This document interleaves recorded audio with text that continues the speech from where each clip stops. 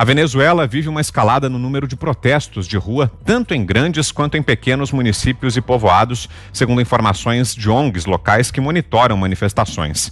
Em 17 dos 23 estados do país, foram registrados atos que se intensificaram desde agosto. Em 12 estados, houve repressão e detenções. Embora tenham a ditadura de Nicolás Maduro como alvo, as reivindicações apontam de maneira mais direta a falta de água, gasolina, eletricidade, alimentos e para o fato de que postos de saúde e hospitais não estão equipados para funcionarem normalmente e menos ainda durante a pandemia do coronavírus.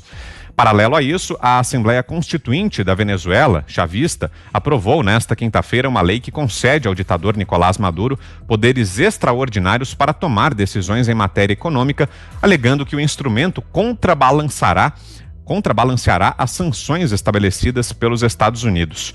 A chamada Lei Anti-Bloqueio, apresentada por Maduro, dá ao ditador o poder de ignorar normas legais cuja aplicação resulte impossível ou contraproducente, em razão dos efeitos das restrições financeiras que o país enfrenta, segundo o texto. A lei estabelece um marco normativo especial e temporário que provém ao poder público venezuelano de ferramentas jurídicas para contrabalançar, mitigar e reduzir os efeitos das sanções. Zé Maria. Olha, Vitor, essa previsão de queda do governo esquisito da Venezuela era de que seria rápido. Essas eram as informações que o governo, inclusive o governo brasileiro, tinha. E houve uma intervenção, não foi por acaso, houve uma intervenção internacional com a participação da China, da Rússia, e o regime acabou resistindo.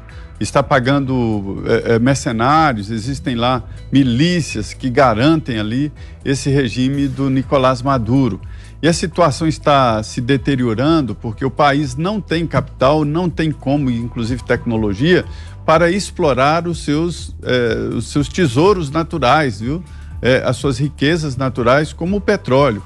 Aliás, a queda exatamente da qualidade de vida lá se deu diante da baixa no mercado internacional do valor do petróleo. E a Venezuela provocou uma grande discussão no mundo e fez um erro horrível ao estatizar empresas que estavam investindo no país. Inclusive, estatizou empresas brasileiras, da Petrobras, refinarias da Petrobras que estavam lá. E aí começou um regime muito fechado. Eu tenho conversado com algumas pessoas aqui que lidam com informação, inclusive o vice-presidente, Hamilton Mourão, e ninguém tem exatamente uma real dimensão do que está acontecendo na Venezuela. O que se sabe é que há uma intervenção muito forte, externa, e isso desequilibra todo o processo. Não há, por parte do Brasil, nenhuma tendência de usar a força ou mesmo apoiar os Estados Unidos no uso de força contra a Venezuela. Portanto, essas informações que de repente escapam de lá da Venezuela são exceções, porque na real o regime lá está muito fechado. Diga, Augusto. Nunca é demais lembrar que os militantes do PT, chefes do PT, do PSOL, do que se chama esquerda no Brasil, continuam repetindo que a Venezuela é uma democracia popular.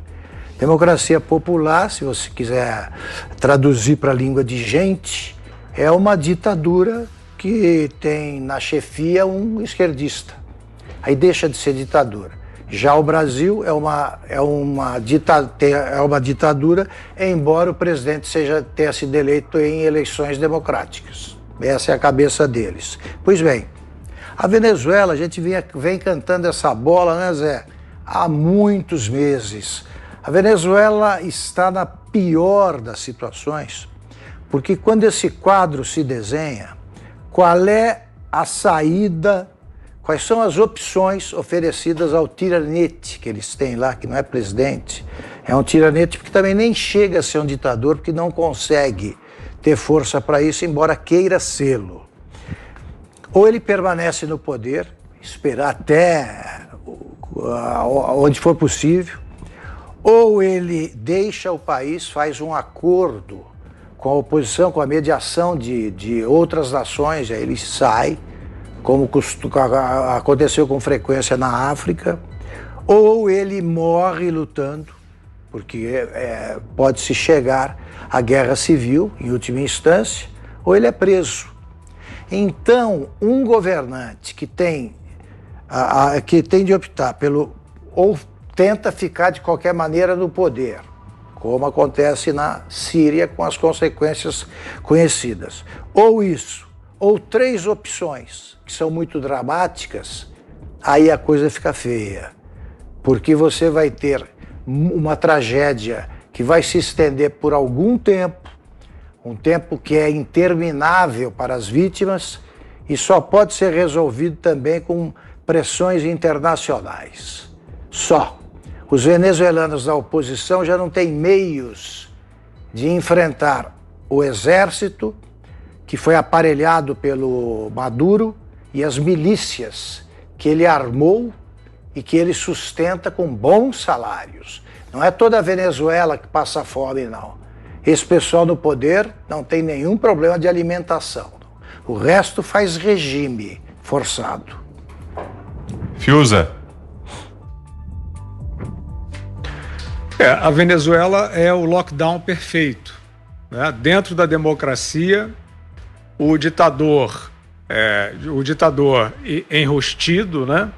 Que se diz democrata, ainda se diz democrata, ele vai minando as instituições, ele vai aprovando regras que matam o funcionamento da sociedade, que constrangem os agentes sociais, que calam as representações democráticas do povo, né? Vai embotando ali o poder legislativo, o Congresso, vai aliciando o poder judiciário e ele faz um lockdown perfeito. Quem manda é ele, a sociedade fica impotente, não pode mais dizer nada.